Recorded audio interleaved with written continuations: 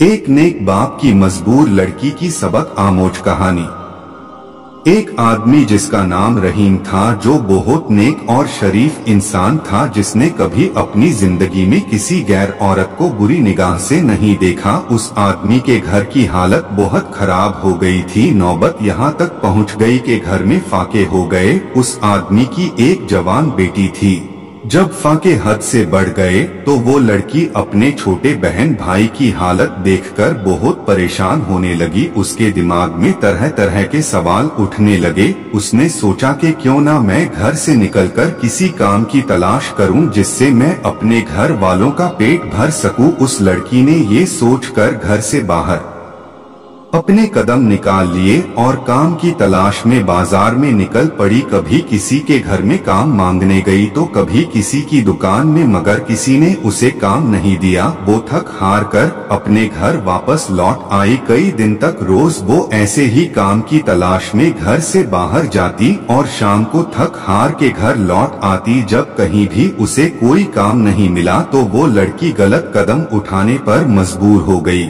दिल में इरादा करके घर से निकली कि आज मैं अपना शरीर बेचूंगी और कुछ खाना खरीदूंगी। वो लड़की घर से बाजार जा पहुंची। जिस्म बेचने लड़की वहां गई और लोगों को अपनी तरफ आकर्षित करना शुरू कर दिया।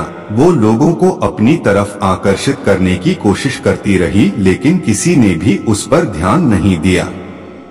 ध्यान तो दूर, किसी ने उसकी ओर निगाह तक उठाकर नहीं देखा। लोग आते और उसकी ओर नजर उठाए बिना निकल जाते। इसी तरह खड़े खड़े लड़की को शाम हो गई।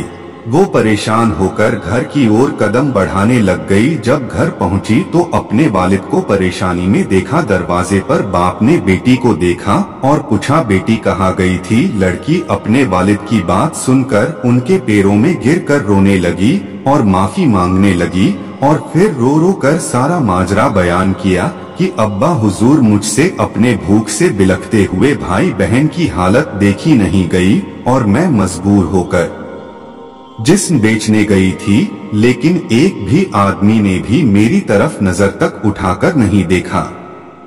पूरी बात सुनने के बाद बाप ने अपनी बेटी से कहा कि बेटा, तुम्हारे बाबा ने आज तक कभी किसी गैर औरत को आंख उठाकर नहीं देखा, तो यह कैसे हो सकता था कि कोई तुम्हें नजर उठाकर देखता।